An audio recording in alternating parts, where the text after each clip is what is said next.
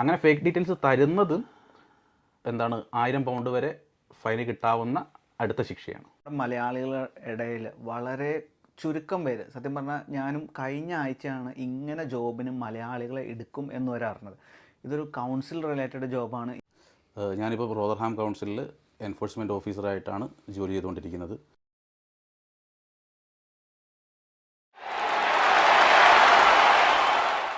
പിന്നെ ഈ ജോബിൽ എത്രത്തോളം മലയാളി സാന്നിധ്യമുണ്ട്? ഇപ്പം നമുക്ക് ഇപ്പോൾ വെയർ ഹൗസ് ചെന്നാലും കെയർ ചെന്നാലും NHSലേക്ക് നല്ല മലയാളി സാന്നിധ്യമുണ്ട്. ഇപ്പം ഞങ്ങൾക്ക് എന്ന് പറഞ്ഞാൽ ഞങ്ങൾ വെയർ ഹൗസിൽ വർക്ക് ചെയ്യണടുത്ത് ശരിക്കും നമ്മുടെ ഒരു കൊച്ചു കേരളം പോലെ ഞങ്ങളുടെ വെയർ ഹൗസിലുണ്ട്. ഈ ജോബിന് എത്രത്തോളം മലയാളി സാന്നിധ്യമുണ്ട്? ഞാനിപ്പോൾ വർക്ക് ചെയ്യുന്നത് റോദർഹാമിലാണ്. എനിക്ക് ഡോൺകാസ്റ്ററിലുള്ള ആളുകളെയും കൂടി അറിയാം. ഡോൺകാസ്റ്ററിലും റോദർഹാമിലും കൂടിയായിട്ട് 4 മലയാളികളുണ്ട്. 4 മലയാളികൾ അത്രേ ഉള്ളൂ? അത്രയേ ഉള്ളൂ. കൂടുതൽ ആളുകൾ വരുന്നില്ല. അത് വരാത്തതിൻ്റെ വേറെ കാരണം എന്താണെന്ന് വെച്ചാൽ ഇങ്ങനെ ഒരു ജോബ് ഉണ്ടെന്ന് ആളുകൾക്ക് അറിയില്ല. അതെ, കൂടുതലായിട്ട് അറിയില്ല. ഒരു യൂണിഫോം ജോബാണ്. നമുക്ക് യൂണിഫോം ഉണ്ട്. നമ്മളെ കണ്ടു കഴിഞ്ഞാൽ ഏതാണ്ട് ട്രാഫിക് വാർഡൻസിനെ പോലെയാണ് ഉണ്ടാവുക. നമ്മുടെ നെഞ്ചത്തൊരു ക്യാമറയൊക്കെ വെച്ച്. അല്ല, ഈ ലുക്ക് നോക്കണ്ട കേട്ടോ. സത്യം പറഞ്ഞാൽ കൗൺസിലിൻ്റെ ആ ഡ്രസ്സ് ഇറങ്ങി വന്നു കഴിഞ്ഞാൽ ചുമ്മാ പോണ ഒരാൾ ശരിക്കും പേടിക്കും. ആ ക്യാമറയും ആ ഡ്രസ്സും ആ ബാഡ്ജും കാര്യങ്ങളും, ആ ബാഡ്ജൊക്കെ എടുത്ത് തന്നാൽ തന്നെ അത്യാവശ്യം നമ്മൾ പേടിക്കും. പിന്നെ ഈ ജോബിൻ്റെ ഒരു വേറൊരു ഗുണം ഞാൻ മനസ്സിലാക്കിയത്, നമ്മൾ വന്ന സമയത്ത് സ്റ്റുഡൻസ് ആയിട്ടുള്ളവരുടെ അല്ലെങ്കിൽ ഡിപ്പെൻഡൻ്റ് ആയിട്ടുള്ള ലാംഗ്വേജ് നല്ല രീതിയിൽ ഇമ്പ്രൂവ് ആവും. നമ്മളിപ്പോൾ വെയർ ഹൗസിലേക്ക് പോയി കഴിഞ്ഞാൽ നമ്മൾ ഒത്തിരി ആൾക്കാരായിട്ട് കമ്മ്യൂണിക്കേറ്റ് ചെയ്യണില്ല. പക്ഷേ ഈ ജോബിൽ ഒരു വർഷം നിന്നാൽ നിങ്ങളുടെ ലാംഗ്വേജ് നല്ല രീതിയിൽ ഇമ്പ്രൂവ് ആവുകയും ചെയ്യും. പിന്നെ നിങ്ങളുടെ പ്രൊഫഷണൽ ജോബിലോട്ട് പോകുമ്പോൾ ഒരു ലാംഗ്വേജ് ബാരിയർ എന്നുള്ള കാര്യം നിങ്ങൾക്ക് അവിടെ ഉണ്ടാവില്ല. അത് ഈ ജോബിൻ്റെ ഒരു ഹൈലൈറ്റ് ആണ്. ഈ ഒരു ജോബിൽ ഒരു മാസം എത്ര ടിക്കറ്റ് അടിച്ചാൽ നമുക്ക് എന്തെങ്കിലും ബെനിഫിറ്റോ കാര്യങ്ങളോ വല്ലതും ഉണ്ടോ? നമ്മളിപ്പം മാസം ഒരു 100 ടിക്കറ്റ് അടിക്കുകയാണെങ്കിൽ നമുക്ക് 200 പൗണ്ട് ബോണസ് ഉണ്ട്. 100 ടിക്കറ്റ് എന്ന് പറഞ്ഞാൽ 100 വാലിഡ് ടിക്കറ്റുകൾ. ചില ആൾക്കാർ തരുന്ന ഡീറ്റെയിൽസും കാര്യങ്ങളൊന്നും കറക്റ്റ് ആയിരിക്കില്ല. അപ്പം അതിൻ്റെ ട്രേസും കാര്യങ്ങളും കൺഫേം ആകാത്ത സ്ഥിതിക്ക് അതുണ്ടാവില്ല. അതൊഴികെ ബാക്കി 100 ടിക്കറ്റ് അടിച്ചു കഴിഞ്ഞാൽ നമുക്ക് 200 പൗണ്ട് ബോണസ് ഉണ്ട്. പിന്നെ കൂടാതെ നമുക്ക് സ്വന്തം വണ്ടി ഉണ്ട് എന്നുണ്ടെങ്കിൽ നമ്മളൊരു ബിസിനസ് ഇൻഷുറൻസ് കൂടി എടുക്കുകയാണെങ്കിൽ നമുക്ക് നമ്മുടെ പെട്രോളിങ്ങിന് നമ്മുടെ സ്വന്തം വണ്ടിനെ ഉപയോഗിക്കാം. ആ സമയത്ത് നമുക്ക് മൈലിന് 25 പെൻസ് വെച്ചിട്ട് കമ്പനി നമുക്ക് തരും. ഇപ്പം ഈ ജോബിന്റെ കാര്യം പറഞ്ഞോളൂ. ഈ ജോബ് നമുക്ക് കിട്ടുന്നത് അല്ലെങ്കിൽ കൗൺസിലിന്റെ വെബ്സൈറ്റിൽ. ഇതിന്റെ ശരിക്കും ഒരു ഇന്റർവ്യൂവിൽ എന്താണ് മെയിൻ ആയിട്ട് ചോദിക്കണം? ഇന്റർവ്യൂവിൽ മെയിനായിട്ട് അവർ ശ്രദ്ധിക്കുന്നത് നമ്മുടെ കമ്മ്യൂണിക്കേഷൻ സ്കിൽ എത്രത്തോളം ഉണ്ട് എന്നുള്ളതാണ്.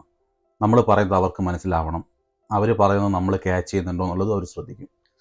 ഈ ഒരു കാര്യമാണ് പ്രധാനമായിട്ടുള്ളത്. ആ ഒരു ഇതിൽ നമ്മൾ വിൻ ചെയ്ത് കഴിഞ്ഞാൽ നമുക്ക് അത്യാവശ്യം നല്ല രീതിയിൽ കമ്മ്യൂണിക്കേറ്റ് ചെയ്യാൻ പറ്റുന്നുണ്ട് എന്നുള്ളത് അവർക്ക് ബോധ്യപ്പെട്ട് കഴിഞ്ഞാൽ വേറൊന്നും വേണ്ട. എൻ്റെ ഇൻ്റർവ്യൂ ഏതാണ്ട് 10 മിനിറ്റ് ഉണ്ടായിരുന്നുള്ളൂ. 10 മിനിറ്റിലും നമ്മളെ അവർ സംസാരിക്കാൻ വിടും. പിന്നെ അവർ പറയുന്നത് നമുക്ക് മനസ്സിലാവുന്നുണ്ടോ എന്നുള്ളത് അവരുടെ ചോദ്യങ്ങൾ ഉണ്ടാവുമല്ലോ. അതിൽ നമ്മൾ എന്താണ് പാടൻ സോറി ഒക്കെ പറഞ്ഞിട്ടാണ് ചോദിക്കുന്നതെങ്കിൽ നമ്മൾ ബാക്കോട്ടാണ് എന്നുള്ളൊരു തോന്നലുണ്ടാവും. പിന്നെ ഇതിന് നമുക്കൊരു ഡിഗ്രി ഹോൾഡർ ആവണം അങ്ങനെ എന്തെങ്കിലും ഉണ്ടായിരുന്നോ? അങ്ങനത്തെ ക്വാളിഫിക്കേഷനും കാര്യങ്ങളൊന്നുമില്ല. നമ്മുടെ കമ്മ്യൂണിക്കേഷൻ സ്കിൽ മാത്രമാണ് നോക്കുന്നത് പ്രധാനമായിട്ട്. ഓക്കെ. ഈ ജോബിന് നമ്മുടെ പേയ്മെന്റും കാര്യങ്ങളും എല്ലാം എങ്ങനെയാണ്? അപ്പോൾ നമ്മുടെ ഒരു ശമ്പളം നമ്മൾ ഒരിക്കലും പറയാൻ ആരോടും പറയാറില്ല. എന്നാലും ഒരു ബേസിക് പേ ആണോ? ബേസിക് പേനെക്കാട്ട് കൂടുതലുണ്ട് നമുക്ക്. പിന്നെ മന്ത്ലി പേയ്മെന്റ് ആണ്. മാസം 1-ാം തീയതി മുതൽ 31-ാം തീയതി വരെ ഉള്ളത്. അടുത്ത മാസം 15-ാം തീയതി ആകുമ്പോഴത്തേക്ക് നമുക്ക് കയറും. അത് 15-ാം തീയതി ഇനിയിപ്പം അല്ല ലീവുള്ള ദിവസം സാറ്റർഡേയോ സൺഡേയോ ആണെങ്കിൽ തൊട്ട് മുമ്പുള്ള വർക്കിംഗ് ഡേയിൽ കയറും. അത് അവർക്ക് നമുക്ക് ഒരു പേയ്മെന്റ് കയറുന്നതിൻ്റെ 5 ദിവസം മുമ്പ് നമുക്ക് പേ സ്ലിപ്പ് വരും. അപ്പം നമുക്ക് അതിൻ്റെ അകത്ത് എന്തെങ്കിലും എററുകളോ കാര്യങ്ങളൊക്കെ ഉണ്ടെങ്കിൽ അത് റെക്ടിഫൈ ചെയ്യാനും, പിന്നെ ഞാൻ പറഞ്ഞല്ലോ ഈ ബോണസും കാര്യങ്ങളൊക്കെ ഉള്ളത് അവർക്ക് കാൽക്കുലേറ്റ് ചെയ്യാനും മറ്റൊക്കെ ആയിട്ടാണ് ആ ഒരു ഡിലേ വരുന്നത്. 15 ദിവസത്തെ ഒരു ഡിലേ വരുന്നത്. പക്ഷേ എങ്കിൽ പോലും അത് ജോലിക്ക് കയറുന്ന ആദ്യത്തെ മാസമേ ബുദ്ധിമുട്ടുണ്ടാവുള്ളൂ. അത് കഴിഞ്ഞ് കഴിഞ്ഞാൽ പിന്നെ നമുക്ക് ഓരോ മാസം കൃത്യമായിട്ട് മാസം 15 കഴിഞ്ഞാൽ അടുത്ത മാസം 15 എന്നുള്ള നിലയ്ക്ക് 30 ദിവസം കൂടുന്ന സമയത്ത് സാലറി കിട്ടും. പിന്നെ നമുക്ക് ഇവിടെ ലീവും കാര്യങ്ങളും എല്ലാം എങ്ങനെയാണ്? ലീവ് കാര്യങ്ങളും 8 ബാങ്ക് ഹോളിഡേയ്സും 20 ആനുവൽ ലീവ് ഒരു വർഷത്തിൽ. അത് ഫിനാൻഷ്യൽ ഇയർ അല്ല, കലണ്ടർ ഇയർ ആണ്. ജനുവരി മുതൽ ഡിസംബർ വരെ ഉള്ളതിൻ്റെ അകത്ത്.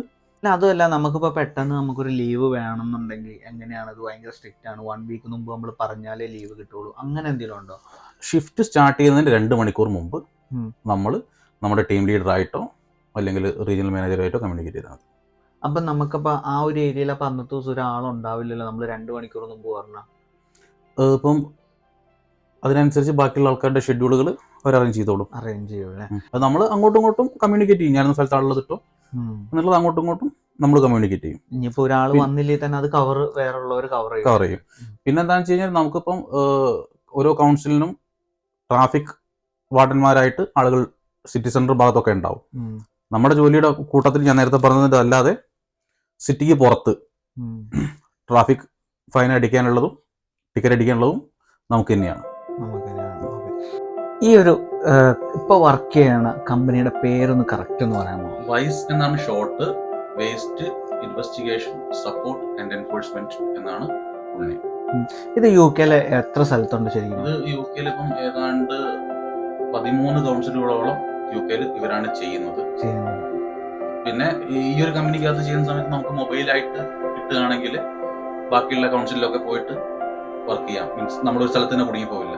മൊബൈലായിട്ട് നമ്മൾ അപ്ഗ്രേഡ് ചെയ്യുകയാണെങ്കിൽ നമുക്കിപ്പം സ്കോട്ട്ലാൻഡിൽ, അയർലൻഡിൽ ഒക്കെ ഒരാഴ്ചത്തേക്ക് പോയിട്ട് ജോലി ചെയ്ത് വരാം. അതിന്റെ ട്രാവലിംഗ് എക്സ്പെൻസും കാര്യങ്ങളൊക്കെ കമ്പനി. നമുക്കൊരു ലാംഗ്വേജ് ഇമ്പ്രൂവ് ആവാനും എല്ലാത്തിനും. ഇപ്പം നമുക്കറിയാം, ഇപ്പം എൻ്റെ അടുത്ത് സംസാരിക്കുമ്പോൾ ഏറ്റവും കൂടുതൽ ഫ്രണ്ട്സ് പരാതി പറയാറുണ്ട്, ബ്രോ നമ്മൾ വെയർ ഹൗസിലാണ് അല്ലെങ്കിൽ കെയർഹോമിലാണ്. വെയർ ഹൗസിലാണെങ്കിൽ നമുക്കറിയാം ഞാനൊരു 11.5 മാസം വർക്ക് ചെയ്തിട്ടുണ്ട്. അത്യാവശ്യം ഇപ്പോൾ വലിയ വെയിറ്റ് എടുക്കാനില്ലെങ്കിലും നമ്മളെപ്പോഴും കുനിയും ചെയ്യണം. ഇപ്പോൾ കെയർഹോം ആണെങ്കിലും ആ സെയിം സിറ്റുവേഷൻ തന്നെ. അതേസമയം ഈ ജോബ് ആകുമ്പോൾ നമ്മൾ വെൽ ഡ്രസ്ഡ് ആണ്. പിന്നെ രാവിലെ പോവാം. അതായത് ഇപ്പം നിങ്ങൾ കേട്ടുമല്ലോ, അതായത് ഒരു ദിവസം ഓൾമോസ്റ്റ് ഒരു 10 മൈൽ ജസ്റ്റ് വാക്കിങ്ങോ അതല്ലെങ്കിൽ നമുക്ക് വണ്ടി ഉണ്ടെങ്കിൽ നമുക്ക് വണ്ടിയിൽ റൗണ്ട്സ് ആയിട്ട് പോയാൽ മതി. വണ്ടിയിൽ റൗണ്ട്സ് ചെയ്യുമ്പോൾ തന്നെ പെർ മൈലിന് 25 p വെച്ച് നമുക്ക് ആ ഒരു ക്യാഷ് റിട്ടേൺ ചെയ്യുകയും ചെയ്യും. അപ്പോൾ എന്നെ സംബന്ധിച്ചോളം വൺ ഓഫ് ദ ബെസ്റ്റ് ജോബാണ്. ഇന്നും മലയാളികൾ ഈ ജോബിൽ ഇല്ലാത്തതിൻ്റെ കാരണം വേറെ ഒന്നുമല്ല, നമ്മുടെ ആളുകളിലോട്ട് ഇത് എത്തിപ്പെട്ടിട്ടില്ല. അപ്പം ഇനി ഇത് നിങ്ങളുടെ മുമ്പിൽ ഞാൻ എത്തിച്ചിട്ടുണ്ട്. അപ്പം ഇനി ഇതിൻ്റെ എന്ത് സംശയം ഉണ്ടെങ്കിലും